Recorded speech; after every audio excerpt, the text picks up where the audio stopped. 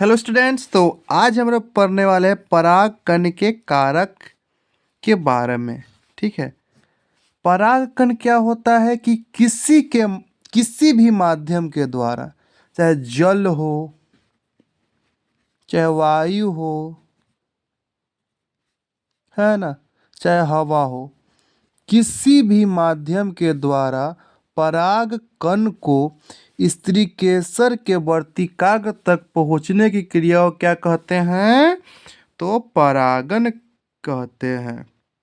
ठीक है, तो ये स्त्रीकेसर के वर्तिकाग्र तक पहुंचने के लिए कुछ माध्यम की आवश्यकता होता है, कुछ कारक की आवश्यकता होता है ना। तो उसमें क्या होता है, एक में जीवन होता है, जो कारक होता है उसमें क्या होता है, जीवन होता है, एक में जीवन नहीं होता है। जिसमें जीवन होता है उसे क्या कहते हैं हम लोग? जीवीय कारक। और जिसमें जीवन नहीं होता है उसमें क्या बोलते हैं? अजीवीय कारक। जिसमें जीवन होता है उसमें क्या आता है? पक्षी आता है, कीट आता है और स्तनधारी आता है। पक्षी, कीट और स्तनधारी। जिसमें जीवन नहीं है, वायु है और जल है, इसमें क्या है? तो जीवन नहीं है। ठीक है, वायु के द्वारा जो परागन की जो क्रिया होता है उसे क्या बोलते हैं हम? एनिमोफिली। क्या बोलते हैं हम लोग? एनिमोफिली। जल के द्वारा परागन की क्रिया को क्या बोलते हैं हम लोग? हाइड्रोफिली। क्या बोलते हैं? हाइड्रोफिली। उसके बाद पक्षियों के द्वारा जो परागन होता है उसे क्या बोलते हैं हम लोग? ऑर्निथोफिली। ऑर्निथोफिली। क्या बोलते हैं? ऑर्निथोफिली। कीट के द्वारा परागन की क्रिया को क्या बोलते हैं हम लोग? एंटोफिली।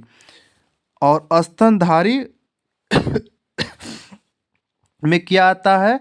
जो अपने बच्चे को दूध को पिलाता है उसे क्या बोलते हैं हम लोग? स्तनधारी।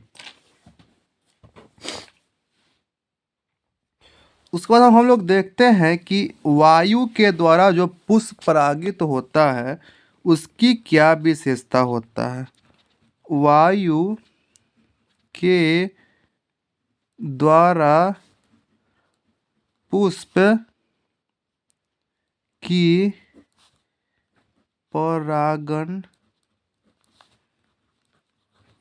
की विशेषता।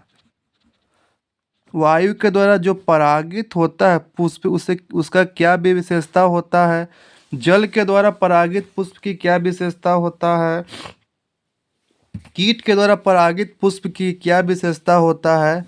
यह हम अगले वीडियो में पढ़ेंगे। ठीक है, ये हम लोग किस में पढ़ेंगे? तो अगले वीडियो में। एक बार फिर से रिवाइज कर लेते हैं। ठीक है, परागन क्या होता है? किसी भी माध्यम के द्वारा परागकण को स्त्री केसर के वर्तिकाग्र तक पहुंचने की क्रिया को क्या कहते हैं? परागन कहते हैं। इस परागन के क्रिया के लिए कुछ माध्यम की आवश्यकता होता है। इस माध्यम में होता है जिसमें जीवन एक में होता है, एक में जीवन नहीं होता है। जिसमें जीवन होता है उसे क्या बोलते हैं? जीवीय। और जिसमें जीवन नहीं होता उसे क्या बोलते हैं हम लोग? अजीवीय। जीवन वाला क्या है? पक्षी में जीवन है, कीट में जीवन है, स्तनधारी में जीवन है। यानी कि जीवन, उसमें जीवन मतलब प्राण, उसमें क्या है? प्राण है। वायु में जीवन नहीं है, कीट में जीवन, जल में जीवन नहीं है। वायु के द्वारा जो परागन होता है उस क्रिया को क्या कहते हैं? एनिमोफिली। जल के द्वारा परागन होता है उसे क्या कहते हैं? हाइड्रोफिली।